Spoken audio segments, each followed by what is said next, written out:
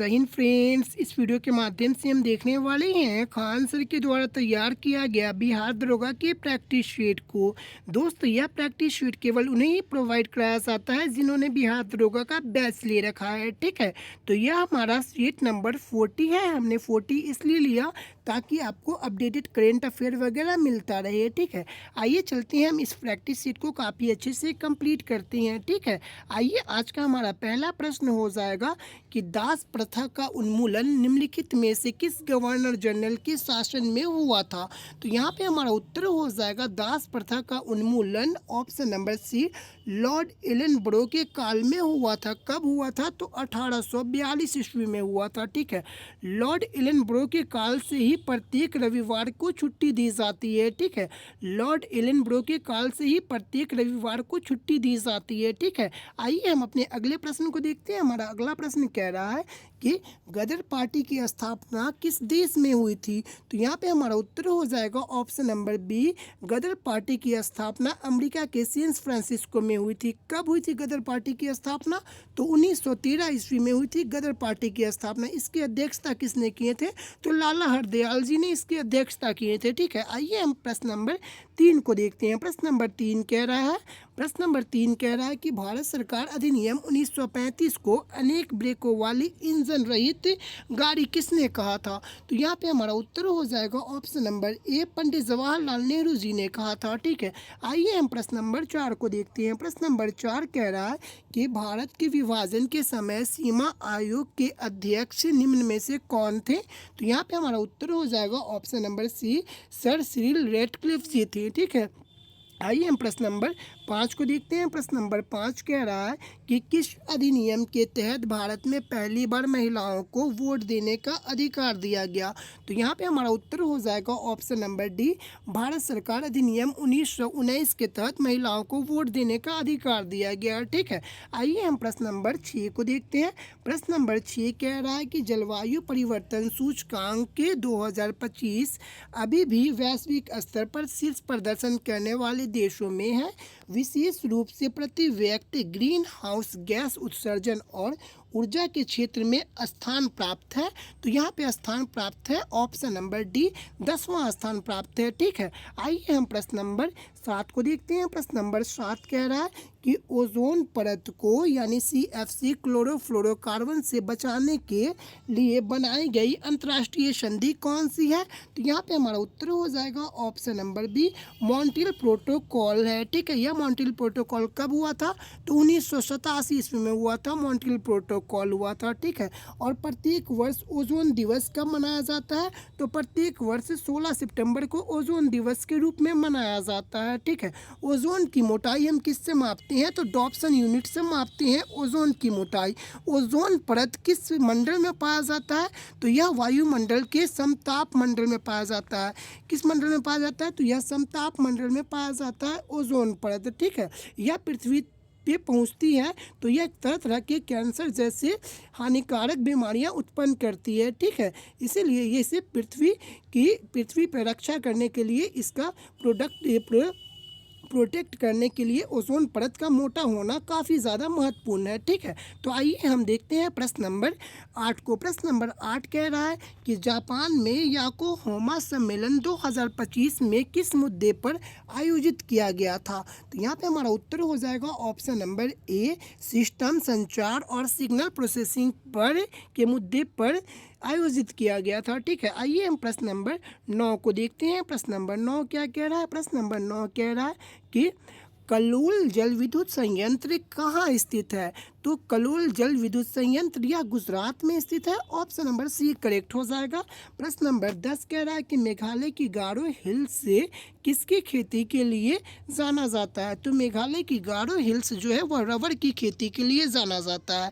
भारत में रबर मुख्य रूप से सबसे ज़्यादा केरल में होता है और विश्व में सबसे ज़्यादा रबर थाईलैंड में होता है। ठीक है, आइए हम देखते हैं प्रश्न नंबर 11 को।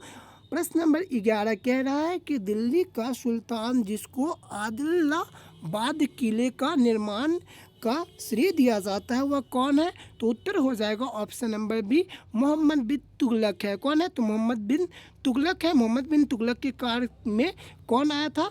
तो कौन आया था मोहम्मद बिन तुगलक के कार्यकाल में? तो यह मोरक्को से आया था इब्न बतूता। ठीक है, इब्न बतूता मोहम्मद बिन तुगलक के कार्यकाल में ही भारत आया था 13वीं सदी में। ठीक है, इसे याद रखेंगे, ये सब प्रश्न पूछे जाते हैं। ठीक है, प्रश्न नंबर 12 कह रहा है कि निम्नलिखित में से कौन नमकीन पानी की मछली है? तो नमकीन पानी की मछली ऑप्शन नंबर डी कॉड है। ठीक है, प्रश्न नंबर 13 कह रहा है कि निम्नलिखित में से कौन सा कॉपर मिश्र धातु नहीं है? तो रोज मेटल जो है वो कॉपर मिश्र धातु नहीं है, ऑप्शन नंबर डी हो जाएगा। आइए हम प्रश्न नंबर 14 को देखते हैं। प्रश्न नंबर 14 कह रहा है कि जब बैरोमीटर के दबाव 76 सेंटीमीटर से अधिक होता है तो पानी का क्वथनांक क्या होता है? तो पानी का क्वथनांक 100 डिग्री से सेल्सियस से अधिक होता है। क्या होता है? पानी का क्वथनांक 100 डिग्री सेल्सियस से अधिक हो जाता है। ठीक है, आइए हम प्रश्न नंबर 15 को देखते हैं। प्रश्न नंबर 15 कह रहा है कि पृथक निर्वाचन क्षेत्र को कब लागू किया गया? तो पृथक निर्वाचन क्षेत्र को सन 1909 ईस्वी में लागू किया गया। इस समय गवर्नर जनरल कौन थे? तो मार्ले थे। ठीक है, मार्ले गवर्नर जनरल थे और मिंटो सचिव थे। कौन थे? तो मार्ले मिंटो थे 1909 में। ठीक है, आइए हम देखते हैं प्रश्न नंबर 16 को। प्रश्न नंबर 16 कह रहा है कि 6 अप्रैल 1930 को गांधी जी दांडी पहुँचे और वहाँ समुद्र के पानी से नमक बनाकर ब्रिटिश नमक कानून का उल्लंघन एक प्रतीकात्मक कार्य था, जिसके बाद गांधी को गिरफ्तार कर लिया गया। गिरफ्तारी के बाद उस आंदोलन का नेतृत्व निम्नलिखित में से किसने की थी? तो गिरफ्तारी के बाद उस आंदोलन का नेतृत्व option number C Abbas Tyabji ने की थी। ठीक है, आइए हम देखते हैं प्रश्न नंबर 17 को। प्रश्न नंबर 17 कह रहा है कि भारत के संघ की राजभाषा के रूप में हिंदी को किस वर्ष अपनाया गया था? तो भारत के संघ की राजभाषा के रूप में हिंदी को 14 सितंबर 1949 को अपनाया गया था। कब अपनाया गया था? तो 14 सितंबर 1949 में हिंदी को अपनाया गया था। इसीलिए प्रत्येक वर्ष राष्ट्रीय हिंदी दिवस 14 सितंबर को मनाते हैं और विश्व हिंदी दिवस कब मनाते हैं? तो 10 जनवरी को विश्व हिंदी दिवस मनाते हैं। प्रश्न नंबर 18 कह रहा है कि स्वराज के लिए आवाज़ उठाने वाला पहला व्यक्ति कौन था? तो स्वराज के लिए आवाज़ उठाने वाला पहला व्यक्ति थे दादा भाई नौरोजी जी। कब उठाए थे? तो 1906 में इन्होंने पहली बार स्वराज के लिए आवाज़ उठाए थे। ठीक है, आइए हम देखते हैं प्रश्न नंबर 19 को। प्रश्न नंबर 19 क्या कह रहा है? प्रश्न नंबर 19 कह रहा है कि प्रार्थना समाज के संस्थापक कौन थे? तो प्रार्थना समाज के संस्थापक option number A Atmaram Pandurang ji थे। ठीक है, आइए हम देखते हैं प्रश्न नंबर 20 को। प्रश्न नंबर 20 कह रहा है कि निम्नलिखित में से कौन सा राष्ट्रीय उद्यान हंगुल मृग के लिए प्रसिद्ध है? तो यहाँ पे हमारा उत्तर हो जाएगा ऑप्शन नंबर डी, हंगुल मृग के लिए प्रसिद्ध है दांचीग्राम राष्ट्रीय उद्यान। यह दांचीग्राम राष्ट्रीय उद्यान कहाँ स्थित है? तो यह जम्मू कश्मीर में स्थित है। ठीक है, जिम कार्बोनेट कहाँ है? तो यह उत्तराखंड में स्थित है। ठीक है, बांदीपुर कहाँ है? तो बांदीपुर कर्नाटक में स्थित है। ठीक है, सिमलीपाल कहाँ है? तो सिमलीपाल उड़ीसा में स्थित है। ठीक है, सिमलीपाल को 107वें नंबर का राष्ट्रीय उद्यान के रूप में घोषित किया गया है, याद रखेंगे आप इस उत्तर को। ठीक है, आइए हम देखते हैं प्रश्न नंबर 21 को। प्रश्न नंबर 21 कह रहा वन सर्वेक्षण रिपोर्ट के अनुसार क्षेत्रफल की दृष्टि से भारत में सर्वाधिक वन आवरण निम्नलिखित में से किस राज्य में है? तो वन सर्वेक्षण रिपोर्ट 2023 के तहत सर्वाधिक वन किस राज्य में है? तो मध्य प्रदेश में सर्वाधिक वन है। ठीक है, उत्तर हो जाएगा ऑप्शन नंबर डी। ठीक है, आइए हम देखते हैं प्रश्न नंबर 22। प्रश्न नंबर 22 कह रहा है कि जैव वैज्ञानिक वेक्टर ने वर्ष 1972 में जैव विविधता को कितने भागों में विभाजित किया था? तो जैव विविधता को 3 भागों में विभाजित किया था। ठीक है, आइए हम देखते हैं प्रश्न नंबर 23 को।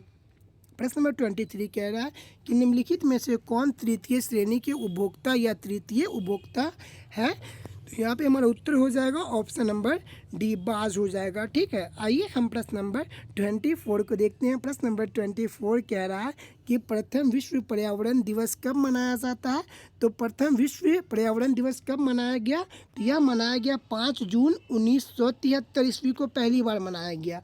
5 जून 1973 ईस्वी को पहली बार पर्यावरण दिवस मनाया गया। तब से 5 जून को प्रत्येक 5 जून को पर्यावरण दिवस के रूप में मनाया जाता है। ठीक है, आइए हम प्रश्न नंबर 25 को देखते हैं। प्रश्न नंबर 25 कह रहा है कि द फ्यूचर वी वांट किस सम्मेलन का परिणाम दस्तावेज है? तो यह हो जाएगा हमारा उत्तर ऑप्शन नंबर ए, संयुक्त राष्ट्र रियो +20 का। आइए हम देखते हैं प्रश्न नंबर 26 को। प्रश्न नंबर 26 कह रहा है कि बिहार में मुख्यमंत्री कन्या विवाह मंडप योजना के तहत बनाए जाने वाले विवाह मंडपों का संचालन कौन करेगा? तो यह जीविका दीदी करेगी। ठीक है, आइए हम प्रश्न नंबर 27 को देखते हैं। प्रश्न नंबर 27 कह रहा है कि जून 2025 में लेबर पार्टी के नेता के रूप में यूनाइटेड किंगडम के नए प्रधानमंत्री कौन बने हैं? तो यूके यानी कि ब्रिटेन के नए प्रधानमंत्री के रूप में कीर स्टारमर ने शपथ लिया है। किसने लिया है? तो यह कीर स्टारमर ने शपथ लिया है। यह किस पार्टी से है? तो यह पार्टी से है, लेबर पार्टी से है। ठीक है, याद रखेंगे। आइए हम प्रश्न नंबर 28 को देखते हैं। प्रश्न नंबर 28 कह रहा है कि हाल ही में बिहार के किस जिले में फल्गु नदी पर बने रबर डैम को राष्ट्रीय स्तर पर पहचान मिली और यह पर्यटन का नया केंद्र बन गया? कौन बन गया? तो रबर डैम एक पर्यटन का नया केंद्र बन गया। यह किस नदी के किनारे बसा हुआ है? तो यह फल्गु नदी के किनारे बसा हुआ है। और यह बिहार के किस जिले में स्थित है रबर डैम? तो बिहार के गया जिले में स्थित है रबर डैम। ठीक है, और हम फल्गु नदी को निरंजना नदी के नाम से भी जाना जाता है और फल्गु नदी के किनारे ही पिंडदान होता है। फल्गु नदी के ही पास से गौतम बुद्ध को ज्ञान की प्राप्ति हुई थी। ठीक है, आइए हम प्रश्न नंबर 28 को देखेंगे। फल्गु नदी के किनारे ही हुई थी ना गौतम बुद्ध को ज्ञान की प्राप्ति? आप हमें कमेंट के माध्यम से बताएंगे। ठीक है, प्रश्न नंबर 29 को देखते हैं। प्रश्न नंबर 29 कह रहा है कि जुलाई 2025 में भारत का डिजिटल यूनिवर्सिटी किस राज्य में स्थापित किया गया? तो जुलाई 2025 में भारत का डिजिटल यूनिवर्सिटी केरल में स्थापित किया गया। ठीक है, उत्तर हो जाएगा ऑप्शन नंबर ए।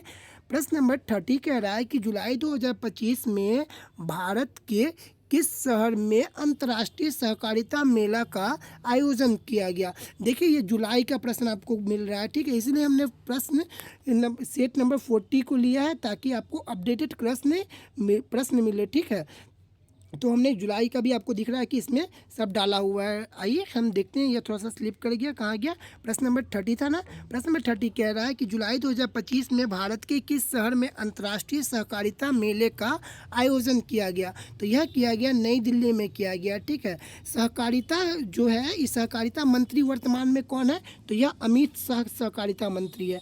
और सहकारिता का वर्णन किस आर्टिकल में किस भाग में किया गया है? तो सहकारिता का वर्णन संविधान के भाग 9 के सी में किया गया है। किस में किया गया है? तो भाग 9 के सी में किया गया है सहकारिता का वर्णन। सी में या बी में? ठीक है, भाग सी में किया गया हो। ठीक है, आइए हम देखते हैं प्रश्न नंबर 31 को। प्रश्न नंबर 31 कह रहा है कि निम्नलिखित में से किस शहर को ईश्वर का निवास स्थान कहा जाता है? तो ईश्वर का निवास स्थान कहा जाता है प्रयाग को। ठीक है, आइए हम प्रश्न नंबर 32 को देखते हैं। प्रश्न नंबर 32 कह रहा है कि वर्ष 2011 में हुई जनगणना के अनुसार जनसंख्या की दृष्टि से भारत की सबसे बड़ी जनजाति कौन सी है? तो भारत की सबसे बड़ी जनजाति है भील। कौन सी है? तो भारत की सबसे बड़ी जनजाति है भील। आइए हम देखते हैं प्रश्न नंबर 33 को। प्रश्न नंबर 33 यह मैथ्स का प्रश्न है परसेंटेज से। ठीक है, आप इसे देख लेंगे। ठीक है, वैसे इसका उत्तर हो जाएगा ऑप्शन नंबर ए 600। आइए हम देखते हैं प्रश्न नंबर 34 को। प्रश्न नंबर 34 कह रहा है सौर मंडल के किस ग्रह को वैक्यूम क्लीनर कहा जाता है? तो सौर मंडल के किस ग्रह को वैक्यूम क्लीनर कहा जाता है? तो यह कहा जाता है बृहस्पति ग्रह को। किसे कहा जाता है? तो बृहस्पति ग्रह को वैक्यूम क्लीनर कहा जाता है। ठीक है, और यह सबसे विशाल ग्रह बृहस्पति ग्रह ही है। ठीक है, आइए हम देखते हैं प्रश्न नंबर 35 को। लैंड ऑफ द फ्री किस देश को कहा जाता है? तो land of the free America को कहा जाता है। ठीक है, आइए हम प्रश्न नंबर 36 को देखते हैं। प्रश्न नंबर 36 कह रहा है कि त्वरण ज्ञात करने का सूत्र कौन सा है? तो त्वरण ज्ञात करने का सूत्र हो जाएगा ऑप्शन नंबर ए = v - u/t। क्या हो जाएगा? a = u - v/t। क्या हो जाएगा? a = u - v/t। वेग ज्ञात करने का सूत्र है। ठीक है, आइए हम देखते हैं प्रश्न नंबर 37। दोस्तों हमें ठीक है कहने की थोड़ी सी आदत पड़ गई है। ठीक है आइए हम देखते हैं प्रश्न नंबर 37 को। प्रश्न नंबर 37 कह रहा है कि जब हम रबड़ के गद्दे वाले सीट पर बैठते हैं या गद्दे पर लेटते हैं तो उसका आकार परिवर्तित हो जाता है। ऐसे पदार्थ में पाया जाता है। तो ऐसे पदार्थ में क्या पाया जाता है? तो स्थितिज ऊर्जा पाया जाता है। ठीक है, आइए हम प्रश्न नंबर 38 को देखते हैं। प्रश्न नंबर 38 कह रहा है कि एक मनुष्य 1 मीटर से कम दूरी की वस्तु को स्पष्ट नहीं देख सकता है। वह व्यक्ति किस दोष से पीड़ित है? कह रहा है कि एक व्यक्ति 1 मीटर से कम दूरी की वस्तु को स्पष्ट नहीं देख सकता है। वह व्यक्ति किस दोष से पीड़ित है? तो वह दूरदृष्टि दोष से पीड़ित है। किससे पीड़ित है? तो दूरदृष्टि दोष से पीड़ित है, इसीलिए उसका निकट नहीं दिखाई देता। याद रखेंगे, जब व्यक्ति को नज़दीक की वस्तु नहीं दिखाई देगी तो वह दूरदृष्टि से पीड़ित है। अगर दूर की वस्तु नहीं दिखाई देगी तो वह यानी कि निकट दृष्टि दोष से पीड़ित है। इस बात को याद रखेंगे, बच्चे कंफ्यूज हो जाते हैं। आइए हम देखते हैं प्रश्न नंबर 39 को। प्रश्न नंबर 39 कह रहा है कि फैराडे का नियम संबंधित है। तो फैराडे का नियम संबंधित है, विद्युत अपघटन से संबंधित है। आइए हम देखते हैं प्रश्न नंबर 40। प्रश्न नंबर 40 को। प्रश्न नंबर 40 कह रहा है मुक्त रूप से लटकी चुंबकीय सुई का अक्ष भौगोलिक अक्ष के साथ कोण का मान कितना होगा? तो 18 डिग्री का हो जाएगा। ठीक है, आइए हम प्रश्न नंबर 41 को देखते हैं। प्रश्न नंबर 41 आपको मैथ्स से ही दिया गया है। परसेंटेज देखिए, बिहार दरोगा का यदि आपको एग्ज़ाम देना है तो 3-4 चैप्टर्स को आप अच्छे से कर लें। कौन कौन से चैप्टर्स को? तो मैथ्स की इन चैप्टरों को आप अच्छा से कर लें। पहला हो गया टाइम एंड वर्क। ठीक है, कौन सा? तो टाइम एंड वर्क हो गया। दूसरा हो गया परसेंटेज। तीसरा हो गया आपको प्रॉफिट एंड लॉस। चौथा हो गया SI। पाँचवा हो गया CI।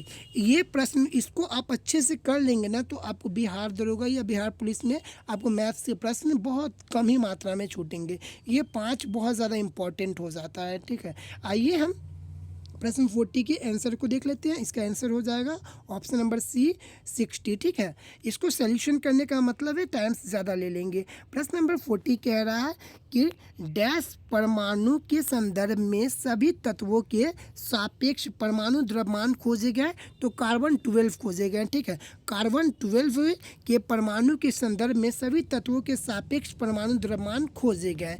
आइए हम प्रश्न नंबर 43 को देखते हैं। प्रश्न नंबर 43 कह रहा है कि विघटना नाभिक रेडियोधर्मी वस्तुओं को किसके बने पात्र में रखना चाहिए? तो यह पीवी के बने पात्र में रखना चाहिए। पीवी मतलब क्या होता है? तो लेड हो जाता है। लेड का मतलब क्या होता है? शीशा हो जाता है। ठीक है, शीशा का एस के कौन है? तो शीशा का एस के गलना हो जाएगा। इसे आप याद रखेंगे। हम आपको एक्स्ट्रा फैक्ट भी बताते चल रहे हैं। प्रश्न नंबर 44 कह रहा है कि एल्युमिनियम किसके साथ सम इलेक्ट्रॉनिक आयन निरूपित करता है? तो यह फ्लोरीन के साथ करता है। आइए हम प्रश्न नंबर 45 को देखते हैं। प्रश्न नंबर 45 कह रहा है कि निम्न में से कौन सी अभिक्रिया रेडॉक्स अभिक्रिया का उदाहरण नहीं है? तो उत्तर हो जाएगा ऑप्शन नंबर C, रेडॉक्स अभिक्रिया का उदाहरण नहीं है। प्रश्न नंबर 46 कह रहा है कि निम्न में से किस एक का ईंधन मान अधिकतम होता है? तो किसका अधिकतम होता है? तो हाइड्रोजन का अधिकतम हो जाता है। हाइड्रोजन का खोज किसने किया था? तो हेनरी कैवेंडिश ने हाइड्रोजन का खोज किया था। इसे हम भविष्य का ईंधन के नाम से भी जाना जाता है। इसे आवर्त तत्व के नाम से भी जाना जाता है। ठीक है, आइए हम देखते हैं प्रश्न नंबर 47 को। प्रश्न नंबर 47 कह रहा है यदि कुछ बिल्लियाँ कुत्ते हैं और सभी कुत्ते पक्षी हैं तो कौन सा निष्कर्ष निश्चित रूप से सत्य हो जाएगा? आप इसे कैलकुलेट कर लेंगे, आप इसे देख लेंगे। ठीक है, तो इसका उत्तर हो जाएगा ऑप्शन नंबर D, इनमें से सभी। आइए हम देखते हैं प्रश्न नंबर 48 को। प्रश्न नंबर 48 कह रहा है कि भिन्न को चुने। तो आइए हम भिन्न को चुनते हैं। देखिए, ये सभी के सभी 24 जो है वो 4 से डिवाइड हो जाएंगे, 60 जो है वो 4 से डिवाइड हो जाएंगे, 120 जो है वो 4 से डिवाइड हो जाएंगे, लेकिन 210 जो है वो 4 से डिवाइड नहीं हो जाएगा, इसलिए भिन्न हो जाएगा। ठीक है, जैसे हमने ये पकड़ा कि कैसे भिन्न है, तो हमको यही लॉजिक समझ में आया। आइए हम देखते हैं प्रश्न नंबर 49 को। प्रश्न नंबर 49 कह रहा है कि डेंड्रोलॉजी का संबंध किससे है, किसके अध्ययन से है? तो डेंड्रोलॉजी का संबंध हो जाएगा झाड़ियों के अध्ययन से। ठीक है, उत्तर हो जाएगा ऑप्शन नंबर C। प्रश्न नंबर 50 कह रहा है कि निम्नलिखित में से किस वनस्पति जगत के पौधे को शैवाल के नाम से जाना जाता है? तो शैवाल के नाम से जाना जाता है थैलोफाइटा को। ठीक है, आइए हम प्रश्न नंबर 51 को देखते हैं। प्रश्न नंबर 51 क्या कह रहा है? प्रश्न नंबर 51 कह रहा है कि एगार एगार किससे तैयार होता है? तो एगार एगार तैयार होता है शैवाल से। ठीक है, आइए हम देखते हैं प्रश्न नंबर 52 को। आर्यभट्ट ने अपना यह नाम किस जानवर से लिया? तो आर्यभट्ट ने अपना यह नाम बंदर से लिया। किससे लिया? तो बंदर से लिया।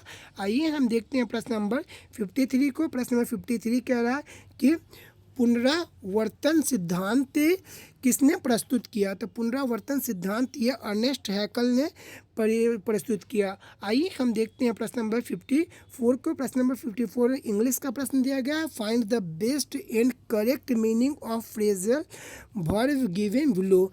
डू अवे विथ इसका उत्तर हो जाएगा एबोलाइज। ठीक है, आइए हम देखते हैं प्रश्न नंबर 55 को। भारतीय संगीत के नाटक उस्ताद भीमसेन जोशी किस घराने से संबंधित है? तो यह किराना घराने से संबंधित है। किस घराने से संबंधित है? तो किराना घराने से संबंधित है। प्रश्न नंबर 56 कह रहा है रुक्मिणी देवी अरुणले के साथ जुड़ी हुई है। तो यह किससे जुड़ी हुई है? तो भरतनाट्यम से जुड़ी हुई है।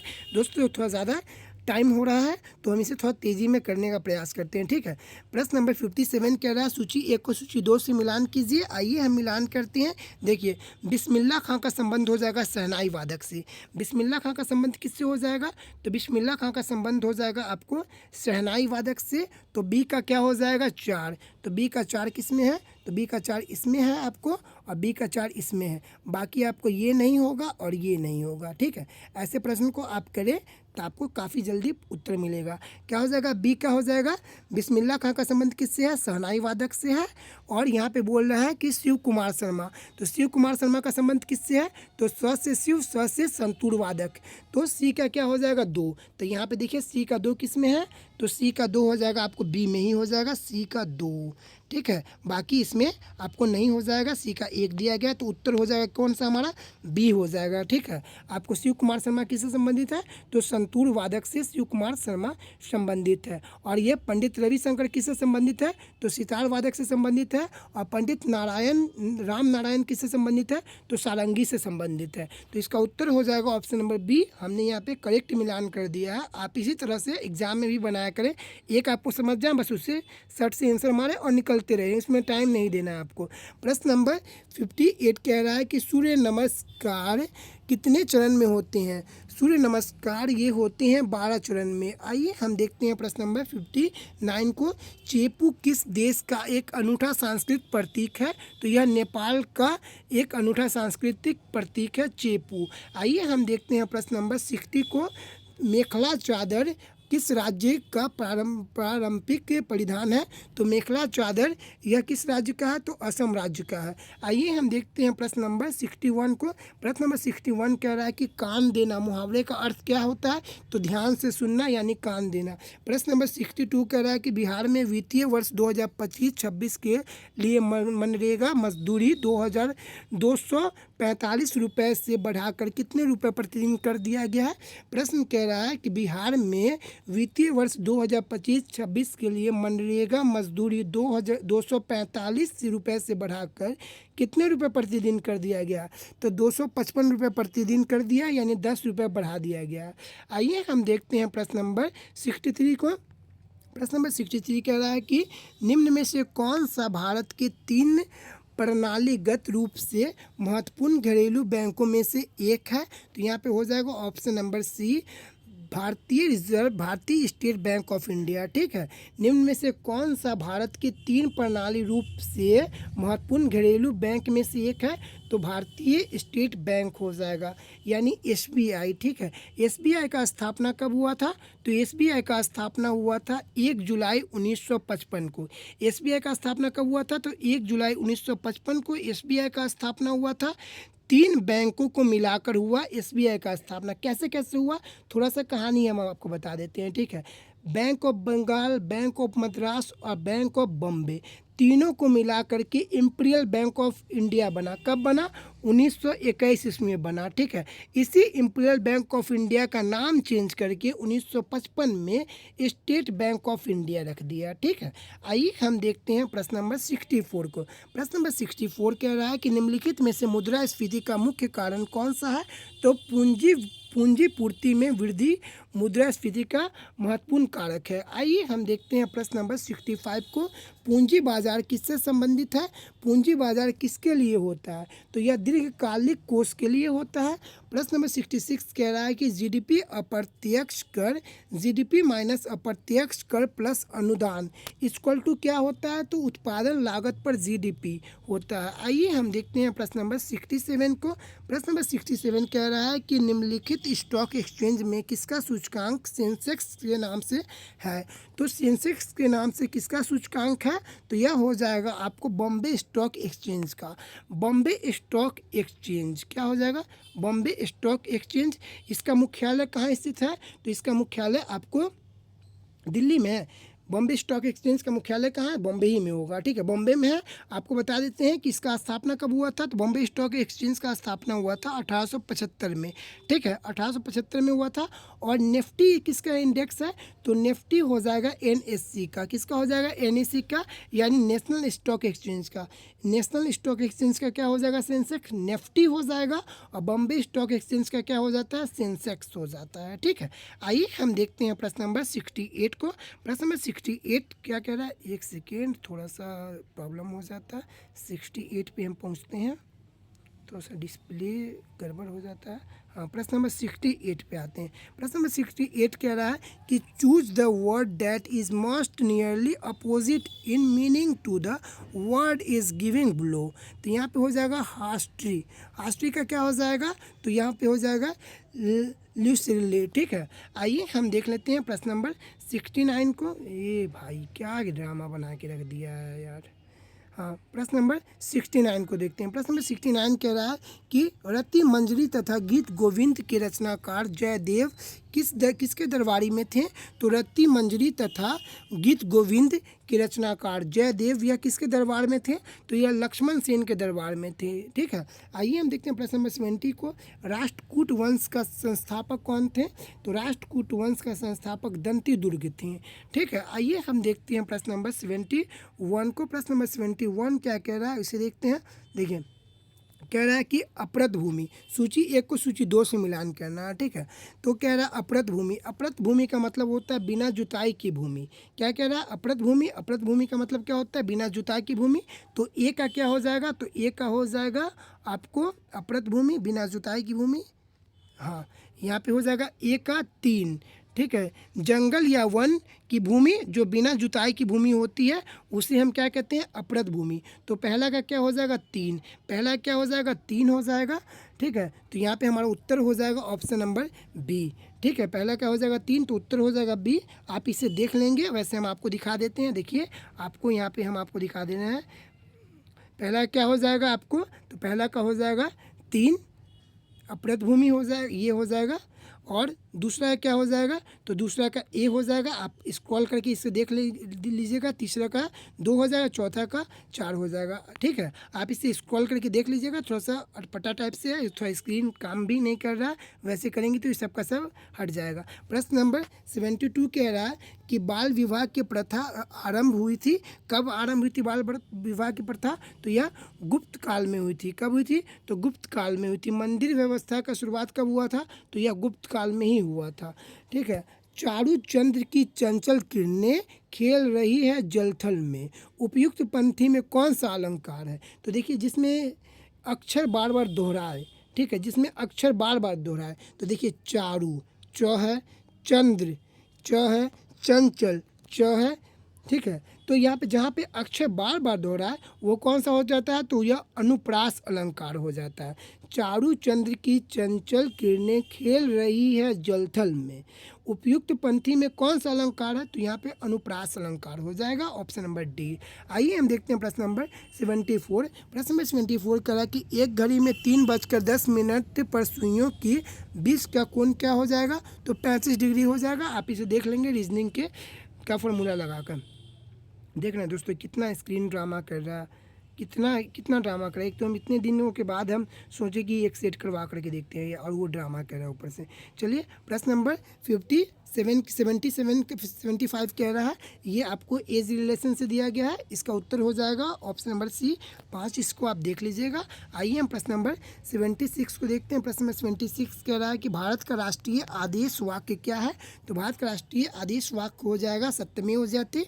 यह किससे लिया गया है, तो यह मुंडोपनिषद से लिया गया है। किससे लिया है, मुंडकोपनिषद से लिया गया है, सत्यमेव जयते। आइए हम देखते हैं प्रश्न नंबर 77। प्रश्न नंबर 77 कह रहा है कि भारत में एटीएम से पैसे निकालने की शुरुआत 1987 में किस बैंक ने मुंबई से प्रारंभ की थी। तो यह किस बैंक ने प्रारंभ की थी, तो यह प्रारंभ की थी, ऑप्शन नंबर डी हो जाएगा, HSBC ने प्रारंभ की थी। किस बैंक ने की थी, HSBC बैंक ने प्रारंभ की थी 1987 में बैंक से पैसे निकालना पहली बार। प्रश्न नंबर 78 कह रहा है कि एडोर ऑफ लव नामक पुस्तक के लेखक कौन है। तो इसके पुस्तक के लेखक नरेंद्र मोदी जी हो जाएंगे। उत्तर हो जाएगा ऑप्शन नंबर डी। प्रश्न नंबर 79 कह रहा है कि किस अंतर्राष्ट्रीय हॉकी मैच की सामान्य अवधि होती है। किसी अंतर्राष्ट्रीय हॉकी मैच की सामान्य अवधि कितनी होती है, तो यह 60 मिनट होती है। आइए हम प्रश्न नंबर 80 को देखते हैं। प्रश्न नंबर 80 कह रहा है कि एक निवल कितने बीट के बराबर होता है। तो एक निवल जो है वो 4 बीट के बराबर होता है, ठीक है। और 8 बीट यह किसके बराबर होता है, तो 1 बाइट के बराबर होता है 8 बीट। यह बिहार पुलिस में क्वेश्चन पूछा गया था, ठीक है। आइए हम देखते हैं प्रश्न नंबर 81 को। प्रश्न नंबर 81 कह रहा है कि हाल ही में किस देश ने विश्व का सबसे गहरा भूमिगत भौतिकी प्रयोगशाला खोला। तो यहाँ पे हमारा उत्तर हो जाएगा ऑप्शन नंबर ए, चीन ने खोला। प्रश्न नंबर 82 कह रहा है कि वर्ष 2025 में G7 शिखर सम्मेलन कहाँ आयोजित किया गया। तो यह कनाडा में आयोजित किया गया।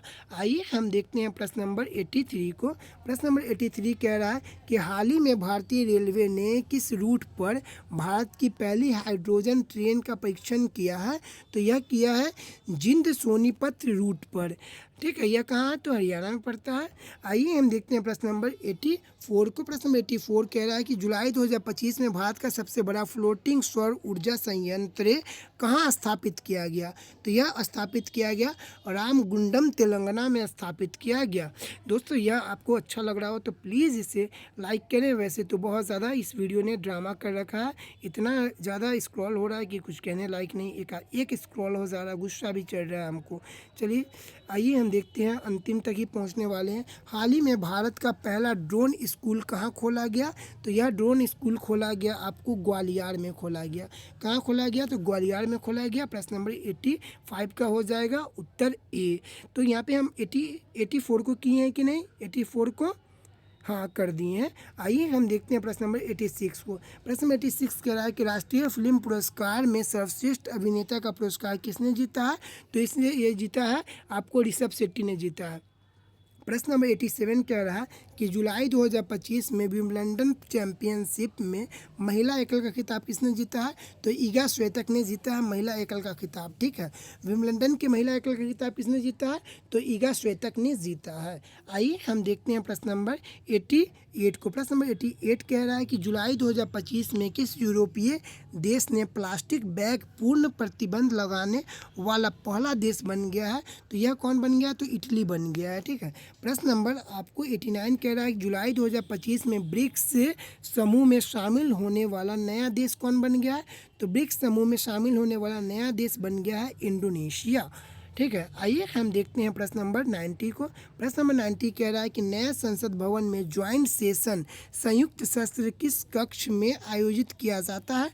तो यह आयोजित किया जाता है लोकसभा कक्ष में। प्रश्न नंबर 91 कह रहा है कि दिए गए चित्रों में कौन क्रिकेटर इंडियन तथा एशियन शब्द में सही संबंध को दर्शाता है। तो यहाँ पे हमारा उत्तर हो जाएगा ऑप्शन नंबर ए सही को दर्शाता है। आइए हम देखते हैं प्रश्न नंबर 92 2 को। प्रश्न नंबर 92 कह रहा है कि डॉक्टर मनमोहन सिंह की समाधि स्थल कौन सी है? तो डॉक्टर मनमोहन सिंह की समाधि स्थल राष्ट्रीय स्मृति स्थल होता है। ठीक है दोस्तों, थोड़ा ज़्यादा ही लंबा वीडियो बन गया ये, तो माफ़ कीजिएगा। आइए हम देखते हैं प्रश्न नंबर 93 को। जम्मू और कश्मीर विधान परिषद को किस वर्ष समाप्त किया गया? तो यहाँ पे हमारा उत्तर हो जाएगा ऑप्शन नंबर डी, 2019 में जम्मू और कश्मीर के विधान परिषद को समाप्त किया गया। ठीक है, वर्तमान में विधान परिषद कितने राज्यों में है? तो 6 राज्यों में है। पहले 7 राज्यों में होती थी विधान परिषद, लेकिन जम्मू कश्मीर के विधान परिषद को हटा दिया, तो अब 6 राज्यों में विधान परिषद है। किस किस 6 राज्यों में विधान परिषद है? तो आपको बिहार में विधान परिषद है, आपको यूपी में विधान परिषद है, कर्नाटक में विधान परिषद है, आपको महाराष्ट्र में विधान परिषद है, आंध्र प्रदेश में विधान परिषद है और तेलंगाना में विधान परिषद है। इन 6 राज्यों में विधान परिषद है। यूपी में, बिहार में, कर्नाटक में, महाराष्ट्र में, तेलंगाना में, आंध्र प्रदेश में, ये 6 राज्यों में विधान परिषद वर्तमान में है। ठीक है, आइए हम देखते हैं प्रश्न नंबर 94 को। प्रश्न नंबर 94 कह रहा है कि भारत में चुनाव के संदर्भ में वीवीपैट शब्द का पूर्ण रूप क्या है? तो वोटर वेरीफाइबल वे पेपर ऑडिट ट्रेल है। प्रश्न नंबर 95 कह रहा है आपको कि राज्यपाल के विवेकाधिकार कहाँ सीमित है? तो राज्यपाल के विवेकाधिकार कहाँ सीमित है? उत्तर हो जाएगा ऑप्शन नंबर डी, विधेयकों को स्वीकृति देने में सीमित है। प्रश्न नंबर 96 कह रहा है कि भारत के संविधान का कौन सा अनुच्छेद राज्यपाल की क्षमादान शक्ति से संबंधित है? तो यहाँ पे हमारा उत्तर हो जाएगा ऑप्शन नंबर डी, अनुच्छेद 161 से संबंधित है। प्रश्न नंबर 97 कह रहा है कि मुख्य चुनाव आयुक्त का कार्यकाल कितने समय का होता है? तो मुख्य चुनाव आयुक्त का कार्यकाल 6 वर्ष या 65 वर्ष की उम्र तक का होता है। प्रश्न नंबर 98 कह रहा है कि निम्नलिखित में से कौन सा एक संवैधानिक निकाय है? तो यहाँ पे हमारा उत्तर हो जाएगा ऑप्शन नंबर ए, नियंत्रण एवं महालेखा परीक्षक यह संवैधानिक निकाय है। ठीक है, बाकी सभी के सभी गैर संवैधानिक निकाय है।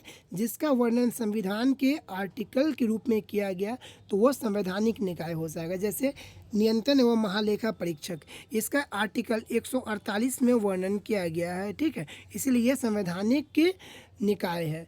आइए हम देखते हैं प्रश्न नंबर 99 को। प्रश्न नंबर 99 कह रहा है कि उन प्रथम महिला का नाम क्या है जो भारत के किसी राज्य के उच्च न्यायालय के मुख्य न्यायाधीश बनी थी? तो यहाँ पे हो जाएगा ऑप्शन नंबर डी, लीला सेठ है। ठीक है, आइए हम देखते हैं प्रश्न नंबर 100 को, और ये हमारा अंतिम प्रश्न है। प्रश्न नंबर 100 कह रहा है कि भारत के राष्ट्रपति के महाभियोग की प्रक्रिया निम्नलिखित में से किसमें शुरू की जा सकती है? तो यहाँ पे हमारा उत्तर हो जाएगा ऑप्शन नंबर डी, संसद के दोनों सदनों में शुरू की जा सकती है, लोकसभा या राज्यसभा किसी में भी शुरू की जा सकती है। ठीक है, तो यहाँ पे हमारा अंतिम प्रश्न कंप्लीट हुआ, 100 प्रश्न। तो दोस्तों हमने यहाँ तक आपको एकदम कंप्लीट कराया, तो आप हमें कमेंट में बताएंगे एक उत्तर, ताकि हमें समझ में आए कि अंत तक किसने किसने देखा। ठीक है, बस हमको ये बताइएगा कि वर्तमान में भारत के प्रधानमंत्री कौन है? ठीक है, ये हमें आप कमेंट में बता दीजिए। ठीक है दोस्तों, चलते हैं। यदि आपको वीडियो अच्छा लगा तो प्लीज़ इसे लाइक कीजिए। यदि आपने चैनल को सब्सक्राइब ना किया हो तो प्लीज़ चैनल को सब्सक्राइब कर दीजिए। चलते हैं दोस्तों, जय हिंद, जय भारत।